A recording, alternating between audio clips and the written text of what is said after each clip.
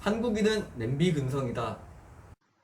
흔히들 냄비 근성이 곧 한국인 고유의 종족 특성 또는 국민성이다 라고 얘기를 많이들 합니다. 여러분은 동의하십니까? 아니, 그렇다면 다른 나라들은 대체 어떻길래, 다른 나라의 국민성은 어떻길래 이런 얘기가 나오는 걸까요?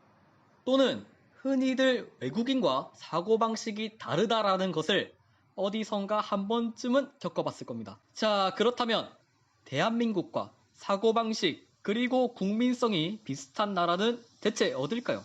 여기 국민성을 쉽게 비교할 수 있는 호프스테더 문화차원 이론 그래프라는 것이 있습니다.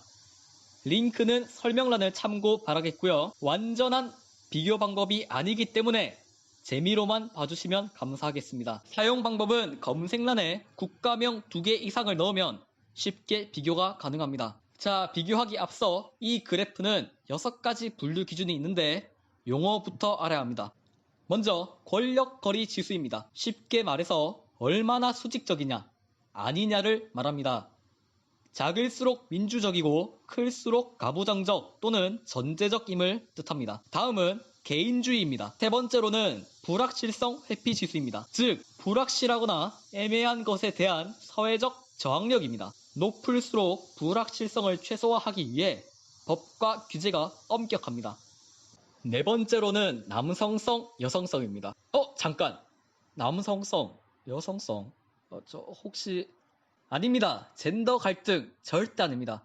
여기서의 남성성은 경쟁력, 야망, 권력을 나타내며 여성성은 대인관계, 삶의 질 같은 것을 보다 높게 평가하는 것을 뜻합니다. 다섯 번째는 장기지향성이며 마지막은 쾌락추구입니다. 자, 본격적으로 비교를 해보기 전에 예시로 맛보기로 한 국가 그래프부터 볼까 합니다. 모두가 궁금해하는 나라인 베네수엘라입니다. 그래프를 보시면 개인주의, 장기지향성은 최하를 달리고 있는 반면 쾌락추구는 100을 달리고 있습니다. 원래 이런 건지 아니면 망하고 난 다음부터인지는 잘 몰라도 거의 오늘만 사는데 권력과 조직에는 엄청 충성을 하는 기적적인 국가라고 볼 수가 있겠습니다. 그렇다면 본격적으로 비교를 해보도록 합시다. 먼저 그 유명한 파이브 아이즈, 미국의 혈맹 4개국이죠. 세계 정세만 보더라도 항상 똘똘 뭉치고 죽이 잘 맞습니다. 그래프를 보면 거의 같은 국가 수준을 나타내고 있습니다. 최대 4개국만 가능해서 뉴질랜드는 뺐지만 비슷하다고 보면 됩니다. 이 같은 예가 절대로 흔하지 않습니다.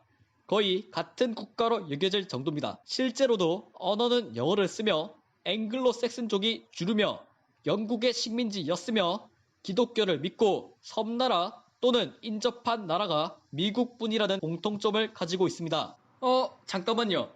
일본도 같은 섬나라인데 왜 파이브 아이즈랑 다르나요? 이는 파이브 아이즈와 다르게 적대 세력들, 즉 북한, 러시아, 중국과 지리적으로 가깝기 때문입니다. 국민성이 비슷한 나라들끼리 더 찾아봤는데요. 우선 쉽게 생각할 수 있는 화교 문화권, 중국, 베트남, 인도네시아 이 3개국은 별로 놀랍지도 않습니다. 발트 3국을 보면 굉장히 유사하다는 것을 알 수가 있고 덴마크와 노르웨이가 유사하다는 것을 알 수 있습니다. 독일, 스위스, 룩셈부르크 또한 마찬가지입니다. 남유럽을 보면 그리스, 포르투갈, 스페인이 비슷한 그래프를 나타내고 있습니다. 자, 그렇다면 대망의 대한민국, 한국은 과연 어떨까요? 거리가 가까운 한국, 중국, 일본끼리 비슷할까요? 아닙니다.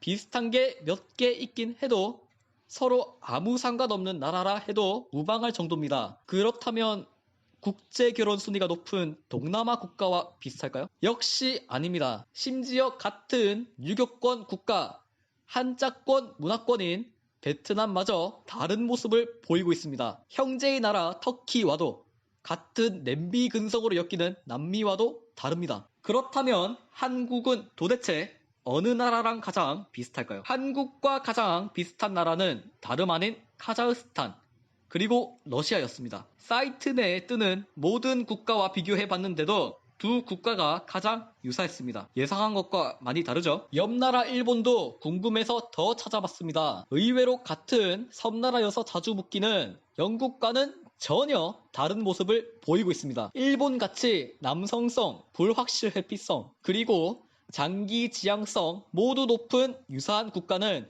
굉장히 찾기 힘들었는데요. 그나마 헝가리가 가장 비슷합니다. 이게 일본과 비슷한 정도입니다. 이 이상으로 비슷한 나라는 찾기 힘들었는데 그 정도로 일본은 상당히 특이한 나라입니다. 자, 마지막으로 미국과 동북아 3국, 한국, 중국, 일본과 미국은 과연 어떨까? 그래프를 보시면 굉장히 다른 것을 볼 수 있습니다. 극과 극을 달리는 수준인데 특히 미국과 가장 다른 국가는 다름 아닌 대한민국이었습니다. 미국인에게 한국인은 이 세계 사람이라 해도 과언이 아닐 정도입니다. 다시 말하지만 이 이론은 한계가 있고 타당성에 대해 비판을 꾸준히 받고 있기 때문에 맹목적으로 믿지 마시고 재미로만 봐주시길 바랍니다. 어떻게 6개 항목으로만 국민성을 비교하겠습니까? 그쵸? 개인의 인격도 다를 테니 말입니다. 결론, 우리가 국민성이 비슷할 거라 생각했던 국가들은 사실 꽤 다르다. 그리고 이 영상은 재미로만 보자.